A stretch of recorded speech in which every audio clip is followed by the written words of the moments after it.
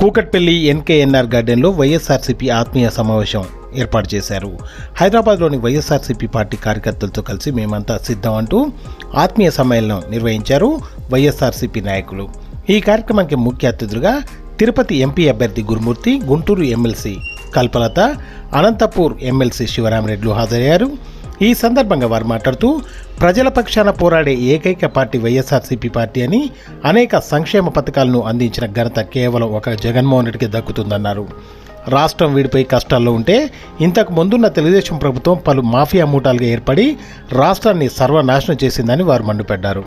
వైఎస్ఆర్సీపీ పార్టీకి ప్రజల నుండి వచ్చే ఆదరణ చూసి ఓర్చుకోలేక భౌతిక దాడులకు పాల్పడుతున్నారని వారు ఆరోపించారు.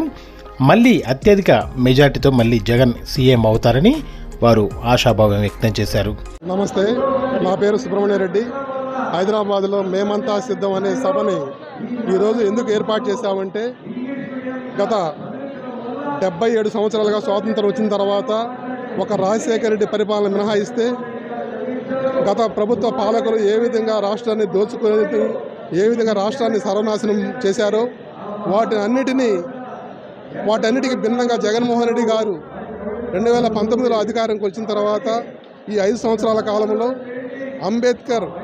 ఏదైతే అంబేద్కర్ రాసినటువంటి రాజ్యాంగం ఉందో, ఎస్సీ, ఎస్టీ, బీసీలకు, మైనారిటీలకు రిజర్వేషన్లు అయితేమి, పేదలకు సంక్షేమ పథకాలు అనేది నిజమైన అంబేద్కర్ ఆశయ సాధనలను నెరవేర్చినటువంటి గొప్ప వ్యక్తి జగన్మోహన్ రెడ్డి గారు. డాక్టర్ బాబాసాహెబ్ అంబేద్కర్ గారు ఆయన రాజ్యాంగ నిర్మాత అయితే ఆయన ఆశయాల్ని నెరవేర్చి అభినవ అంబేద్కర్గా కీర్తి గడించినటువంటి వ్యక్తి జగన్మోహన్ రెడ్డి గారు. కావున ఈయన 5 సంవత్సరాల పరిపాలనలో ఇచ్చినటువంటి సంక్షేమ పథకాలు అందరూ తెలుసు. పేదలకి నాణ్యమైనటువంటి ఉచిత విద్య అయితేమి, అదేవిధంగా ఇంగ్లీష్ మీడియం అయితేమి, అదేవిధంగా ఆరోగ్యశ్రీ అయితేమి, ఇంటింటికి డాక్టర్ విలేజ్ అయితేమి, విలేజ్ క్లినిక్స్ అయితేమి, రైతులకు రైతు భరోసా కేంద్రాల ద్వారా విత్తనాల పంపిణీ అయితేమి, ఉచితంగా సబ్సిడీల ద్వారా ఇవ్వడం అయితేమి, అదేవిధంగా రైతులకు మద్దతు ధర ప్రకటించడము, అదేవిధంగా అవ్వతాతలకు పెన్షన్ వాలంటీర్ల ద్వారా ఇంటికే నేరుగా ప్రతి నెల 1వ తేదీ అందించడం. ఈ విధంగా సంక్షేమ పథకాలు చెప్పండి, మత్స్యకారులకు, రైతులకు, అనేక మందికి, ఆటో వాళ్ళకి, మా రిక్షా వాళ్ళకి, వివిధ వృత్తుల వారికి అందరికీ కూడా, నాయ బ్రాహ్మణులకు ప్రతి ఒక్కరికి కూడా సంక్షేమ పథకాలను అందిస్తూ అన్ని సంక్షేమ కార్యక్రమాలు చేశారు. కానీ అవన్నీ నెరవేరాలంటే, అవన్నీ కొనసాగాలంటే మళ్ళీ జగన్మోహన్ రెడ్డి గారు ముఖ్యమంత్రిగా రావాలి. మళ్ళీ జగన్మోహన్ రెడ్డి గారు ముఖ్యమంత్రిగా వస్తేనే ఈ సంక్షేమ పథకాలన్నీ కొనసాగుతాయి. లేదంటే ఈ తెలుగుదేశం పార్టీ, ఈ ప్రతిపక్షాలు ఏదైతే ఉన్నాయో వాళ్ళందరూ కుమ్మక్కైపోయి జనసేన, బీజేపీ, కాంగ్రెస్ పార్టీలతో ఇండైరెక్ట్గా అలయన్స్ పెట్టుకొని వాళ్ళకి తోడు కమ్యూనిస్ట్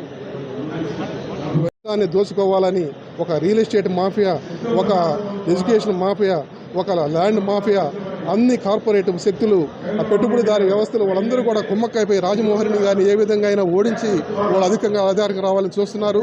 అది ఎట్టి పరిస్థితుల్లో వీలు కాదు. ఎందుకంటే జగన్మోహన్ రెడ్డి గారు అందించినటువంటి పరిపాలన ఏదైతే ఉందో ఆ పరిపాలన ప్రజల్లో ప్రతి అందరికీ కూడా వెళ్ళిపోయింది. ప్రతి ఒక్కరికి కూడా మేలు జరిగింది. ఎందుకంటే పేదలకి 31 లక్షల మందికి ఇళ్ల స్థలాలు ఎవడైతేమి, 25 లక్షలు ఇల్లు కట్టించడం అయితేమి, ఇవన్నీ కూడా ఇచ్చాడు. 4 పోర్ట్లు గత రాష్ట్రం మనం చూసాం. గతంలో ఎప్పుడు జరిగిన అభివృద్ధి 4 పోర్ట్లు వచ్చాయి. గతంలో మన రాష్ట్రం ఏర్పడిన తర్వాత ఉన్నటువంటి మెడికల్ కాలేజీలు చూస్తే జగన్మోహన్ రెడ్డి గారు రాకపోతే చంద్రబాబు నాయుడు గారు 14 సంవత్సరాలు పరిపాలన చేస్తే ఒక్క మెడికల్ కాలేజీ తేలేదు. అదే జగన్మోహన్ రెడ్డి గారు 5 సంవత్సరాలు 17 మెడికల్ కాలేజీలు తెచ్చేసి వాళ్ళన్నిటి కూడా ఎంతోమంది పేదవాళ్ళకి విద్యార్థుల్ని ఎంబీబీఎస్ డాక్టర్లు చేశారు. అదేవిధంగా భోగాపురం ఇంటర్నేషనల్ ఎయిర్పోర్టు, కడపలో ఉక్కు ఫ్యాక్టరీ, అనేక పరిశ్రమలు, దాదాపు ఇటీవల జరిగిన ఇండస్ట్రియల్ సమ్మిట్ ఏదైతే ఉందో 15 లక్షల కోట్లతో పెట్టుబడులు పెట్టి రాష్ట్రంలో అనేక పరిశ్రమలు నెలకొల్పే విధంగా దిశగా ముందుకెళ్తున్నాయి. అవన్నీ కొనసాగాలంటే, అవన్నీ రావాలంటే జగన్మోహన్ రెడ్డి గారు రావాలి. అదేవిధంగా విశాఖలో ముఖ్యంగా ఏదైతే విశాఖ ఉక్కు ఫ్యాక్టరీ ఉందో కేంద్ర ప్రభుత్వం దీన్ని ప్రైవేటీకరణ చేయాలనుకుంటుంది. దాన్ని అడ్డుకుని ఆపాడు. మళ్ళీ లేదంటే జగన్మోహన్ రెడ్డి గారు రాలేదంటే, వాళ్ళు వచ్చారంటే అది ప్రైవేటీకరణ అవుతుంది. కాబట్టి అది ప్రైవేటీకరణ జరగకుండా ఉండాలి. జగన్మోహన్ రెడ్డి గారు ముఖ్యమంత్రిగా మళ్ళీ రావాలి.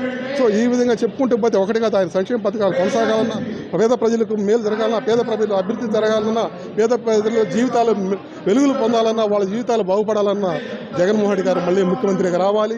దానికోసం మనం అందరం కూడా కష్టపడి పనిచేసి జగన్మోహన్ రెడ్డి గారిని ఈసారి వచ్చేటువంటి ఎన్నికల్లో ఆంధ్రప్రదేశ్లో ఉన్న ఓటర్లు అందరూ కూడా ఆయన వేసి గెలిపించుకోవడానికి సిద్ధంగా ఉన్నారు. మనం ఇక్కడ ఏదో వృత్తి రీత్యా కావచ్చు, వ్యాపార రీత్యా కావచ్చు, హైదరాబాద్లో కంబైన్డ్ రాష్ట్రంలో ఉన్నప్పుడు మనందరూ ఇక్కడ వచ్చి స్థిరపడినటువంటి కొంతమంది ఉన్నారు. వాళ్ళందరూ కూడా గత ఎన్నికల్లో పోయి పనిచేసి గెలిపించారు.